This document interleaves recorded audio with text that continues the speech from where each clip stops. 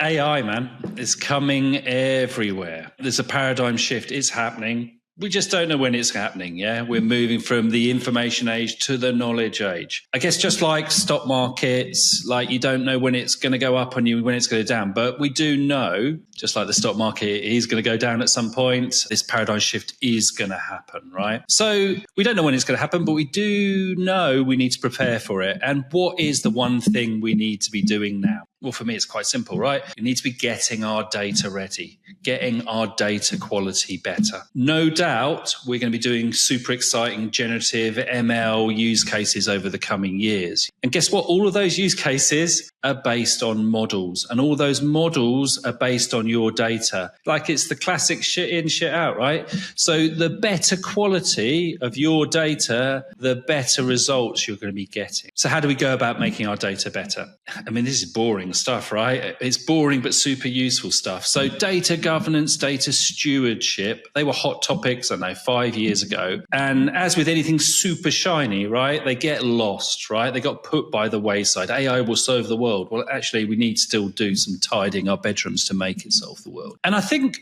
when I look at those sort of topics and the work required to get them done, they're actually really hard. They're intellectually quite hard. They require thought. And maybe they're not super exciting.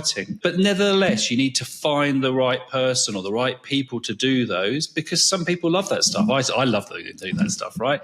And it is the foundation of everything that's going to come in the future at some point, reasonably soon maybe. So doing those data governance pieces, it might slow you down in the short term. Not by a lot, but it might slow you down. And I thought I'd illustrate this with an example. So for all of us who are going to do like generative ML type use cases, the foundation, maybe it's your documents, it's the metadata around documents, or maybe it's the outcome to do with reserves, whatever it might be. And one of the key bits of information is going to be your metadata. So let's just pick on one attribute, the matter type. So I've done lots of work with various law firms, practice management systems, and they've got this drop down. Well, what is your matter type? That's a gazillion items long. And when they needed some special thing adding for some client, they added another item. Now that's super easy, right? Add another item. But straight away, through not going through that data stewardship, that data governance, I'm starting to lose value in the data. I've got less correlation between the types of work, and hence I can make less inferences in the future. Now that's a super, super simple example, but the whole data is gold thing. We're not treating with any credence. We just go, I'll add an item there. It's super simple, right? I've done that. That job's out of the way in 5 minutes. Now, if we put those processes in place, it slows us down a bit. It takes a bit longer to add that item. We maybe need to have a meeting about it. But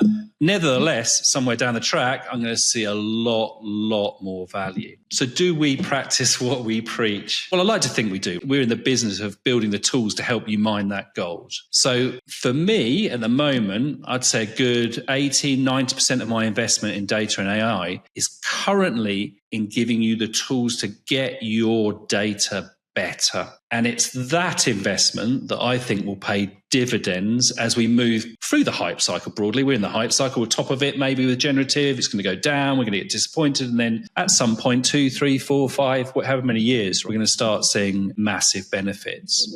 So yeah, it's investment in those tools. It's investment in data. It's investment in data quality.